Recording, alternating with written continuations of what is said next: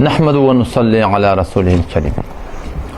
Qurbanlık kolaylıqlı ve bir seydin gelmekteki bilen o bir bahaçılık bolup da şu tuğratında bir ulu bitin İran milletinin Hasan Hatbi Türkmen Sehran'ın tiyinde gelegili.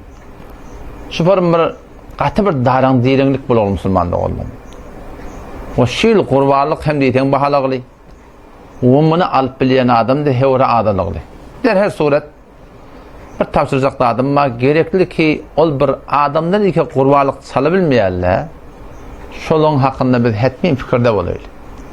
Beter tereke de ki meneten öyümüzde toklu öldürülüp, ülü öldürülüp bunun iyisi de hem tayan oğlunuz onun iyisi burnuna kakıp bizim öyümüzde lakırdıklap barak hem batırma kaynap dursa ama onun öylerine 70 metre şibir katı bir tereke de Müslüman'da olur.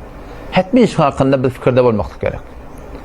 Peygamber Huda Aleyhisselam 3 saat qasam ispaydiptir. Yani Allah qasam deyip aydıptır. Şoň biri mal bermeklik bilen adamlar deyip. Ondan sonra aydan has Allah razı olsun deyip bersek başardığımda böyle yarım kilo sünksan aňy kaçtırıp da bir hulata bir öýde bir enteçik bir zat qaynar ýalag edip de barahim berilse Allah tebarek ve taala on ebezini hem bu dünyada hem o dünyada Müslümanlığı doldurur. O bir de gazak daçı. Ýen gitýär de şuya karşı, Mısır'a karşı emma beremizde Allah razı olsun deyip bersek o ertekün minnet de koymasak, edit yetiştirmesek bir de kıyamet günü inşallah bu zatlar hetmin ömüden gözlep duracak. Hazreti Ömer radıyallahu anh vatında bir qahti bolýar 3 ýyllap. 3 ýyllap açlyk bolup durur. Ýagyn dogry ýagmany, mehsul dogry bolmany. Medine tulata Mısır'dan, Şam'dan, beylen şeylen dol buğdaydır, arpadır, undur, dol getirip durupdurlar. Şonna Hazreti Ömer radıyallahu anh öýünde ýanky yağ bilen çörek iýip oturan. Abayl Hazreti Ömer radıyallahu anh duz bilen çörek ýemişdi. Sonra mın kebedine zarar verdi diye tebipler ettiler diye sen bunun ten zanyna gawdal. Yağ bilen çörek ýermişdi. Zeytun yağı bilen ýa-da bir yağ kitapda sen çörege batyryp diye şey dip ýerdi.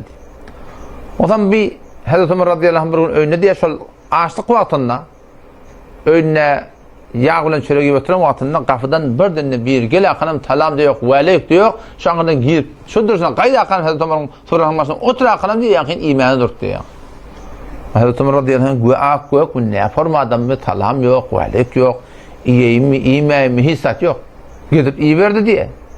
Hazreti Ömer diýdi, sen bildiň näme diýdi? Talam ýok, waleyk ýok, bedeniň näme diýdi?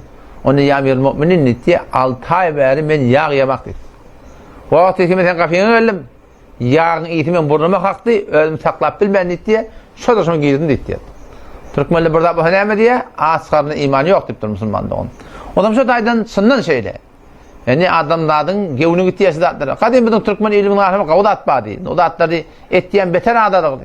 Öýde bir naharjyk pişirilse, ulata tuğtamak bolsun. Bir entestat hem taý iýerlerdi. O şoň tüme nagdar muhabbet arada bolardy.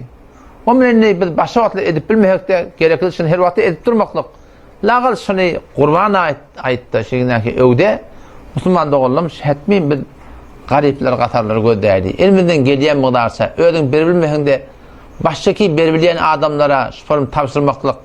Bunda kadar adamlar öyle bagyn haýır sogamyň edinde.